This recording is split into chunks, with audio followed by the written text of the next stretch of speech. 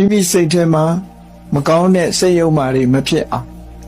ဆုတ်ပိတ်ထားဒါနံပါတ်1ကြိုးစားခြင်းမနိုင်လို့ပေါက်ထွက်လာပြီဆိုရင်ဖယ်ရှားပြစ်ဟောဒီလိုဆိုလို့တာစိတ်မဆိုးအောင်တတိထားဆိုးလာမိရင်လည်းဖယ်ရှားဒါတမဝါယမလို့ခေါ်တယ်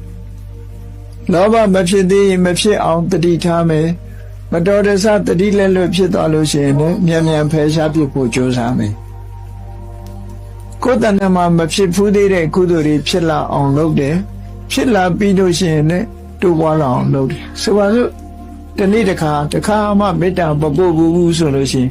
မေတ္တာစပြီးတော့ပို့တယ်ဒါဖြစ်အောင်ကြိုးစား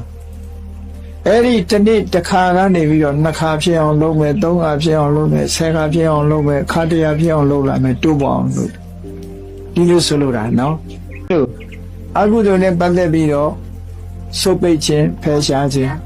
ကုသိုလ်နဲ့ပတ်သက်ပြီးတော့မဖြစ်သေးရင်ဖြစ်အောင်လုပ်ခြင်းနဲ့ဖြစ်လာလို့ရှိရင်တိုးပွားလာအောင်ကြိုးစားခြင်းဆိုတဲ့ဒီကြိုးပမ်းမှု4ရပ်ကိုတမ္မာဝါယာမလို့ခေါ်တယ်အဲ့ဒါဟာလည်းပဲအာယုစိုက်ပြီးတော့ကြိုးပမ်းရဒီလိုကြိုးပမ်းပြီဆိုလို့ရှိရင်အမှန်တရားပေါ်မှာတတိထားပြီးတော့ကြိုးစားရမှာဖြစ်တော့တမ္မာတတိမရရင်မလုပ်ဖြစ်ဘူးလေသူကဒါကြောင့်တတိရှိရမယ်အဲ့ဒီလိုကြိုးစားတဲ့အခါစိတ်တည်ငြိမ်မှုဆိုတာအရေးပါတယ်တမ္မာသမာဓိမဂ္ဂင်7ပါးဆိုရင်အဲ့ဒါမဂ္ဂင်7ပါးနဲ့အလုံးလုံးကဒီလိုဆိုလိုတာ